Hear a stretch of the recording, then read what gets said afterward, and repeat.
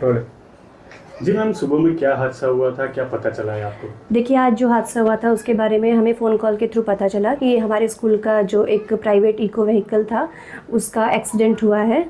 हम लोग after 15 minute spot पे पहुँचे, क्योंकि उस वक्त हमें सडनली पता नहीं था और ये शायद कुछ एक एक्सीडेंट किसी बस और इको में हुआ। We reach to the hospital, और हॉस्पिटल में जाके हमने देखा तो कुछ मेजर इंजरी नहीं था, बस एक ही सारे जो बच्चे वो सेफ़ एंड सिक्योर हैं।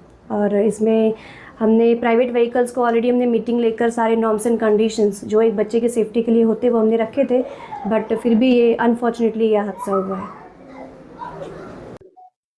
સુરત ગ્રામ્ય જિલ્લાના કીમ પોલીસ સ્ટેશનની હદની અંદર આજ સવારે લગભગ 7:30ના અરસામાં વી કેર સ્કૂલ છે જે મૂળદ ગામમાં આવેલી છે.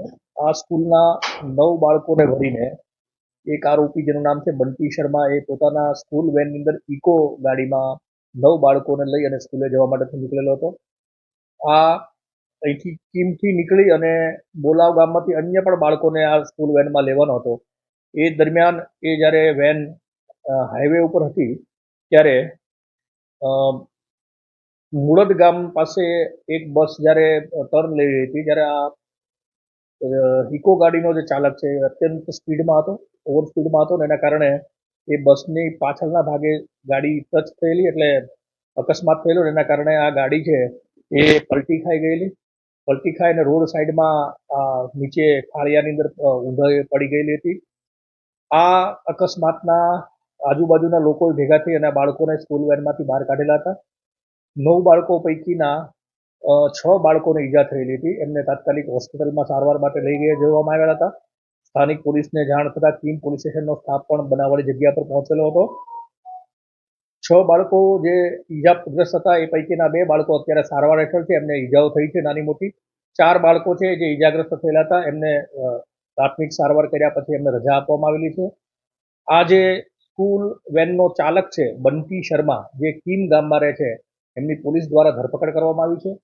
આરોપીની સામે ભારતીય ન્યાય સંહિતા અને મોટર વ્હીકલ એક્ટ હેઠળ ગુનો દાખલ કરવામાં આવેલો છે.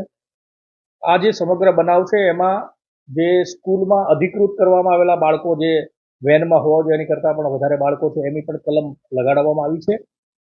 અમે નાગરિકોને અને વાલીઓને પણ અપીલ કરીએ છીએ કે પોતાના બાળકો છે એ જે સ્કૂલ વેનની અંદર જતા હોય છે અથવા ખાનગી વાહનોમાં જતા હોય છે એ ક્ષમતા કરતાં વધારે એ વેનમાં ન હોય એની કાળજી રાખે. સ્કૂલને પણ અમે અગાઉ પણ બધી સ્કૂલોને જણાવેલું છે, મિટિંગો કરેલી છે કે એમના સ્કૂલમાં આવતા બાળકો છે એમની પૂરતી કાળજી લેવામાં આવે, ડ્રાઈવરોનું ચારિત્રનું સર્ટિફિકેટ રાખવામાં આવે, વાહન છે એની ક્ષમતા કયા પ્રકારની છે, કેટલા બાળકો એની અંદર ભરવામાં આવે છે, તમામ આરટીઓ અને કાયદાના જે નિયમો છે એનું પાલન કરવામાં આવે, જેના કારણે આ પ્રકારના જે અકસ્માતો છે એને અટકાવી શકાય. પોલીસ તરફથી પણ ડ્રાઈવ રાખવામાં આવશે કે અનઅધિકૃત રીતે જે વાહન ચાલકો બાળકોને અથવા અન્ય વાહનોમાં જે બેસાડીને મુસાફરોને બેસાડવામાં આવે છે એ ડ્રાઈવ રાખી અને એમની સામે પણ કાયદેસરની કાર્યવાહી કરવામાં આવે.